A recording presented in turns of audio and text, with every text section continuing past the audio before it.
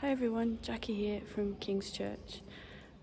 We're up here in the Lake District meeting up with my parents for the first time since lockdown, and this is one of our favourite places to come in the world. It's called Rydal Caves, and we've met many friends here and had many adventures. That I came as a child here, and we've brought our children here.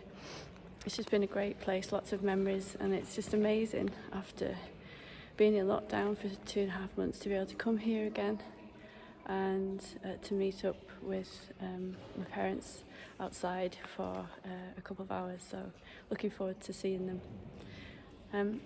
In the Bible there's lots of stories about caves. So a cave for David was a place of safety and protection where he was protected from Saul, his enemy. And if you can see the thickness of these walls, this was a slate quarry originally, but it reminds us, doesn't it, of how God is our rock, how he protects us from harm and he surrounds us. And there's a verse in the New Testament that says that our lives are hidden with Christ in God, and so he is our protection. And another story from a cave is the story of Elijah.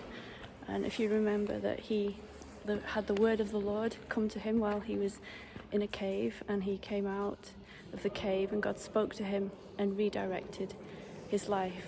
And so caves can be in the Bible symbolic of that intimacy with God and hearing from God. So Elijah, he came out of the cave when he heard the still small voice of God.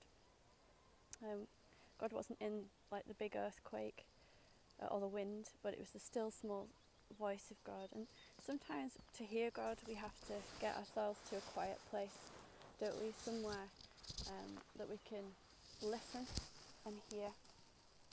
And if you remember the story of Jesus and his disciples where he took them to Caesarea Philippi. Now I've been to Caesarea Philippi and it's beautiful there. There's a river, it's right near the source of the Jordan, and it's really beautiful. And it was a place where his disciple Peter heard from God, because Jesus asked him, didn't he, who am I? And he said, you are the Messiah, the Son of the living God. And Jesus said, blessed are you, Peter, because my Father in heaven has revealed that to you. And so it's important. My thought for the day is that we need spaces, we need places where we can hear that still small voice of God. And the thing about God is there's always more to discover, just like this path behind me that goes on. There's always more of God to discover and learn. And that's what's exciting about a relationship with him. And so I just want to encourage you today to keep on, keep seeking, keep finding those places of being with God and being open to hear that still small voice of God speaking to you. God bless.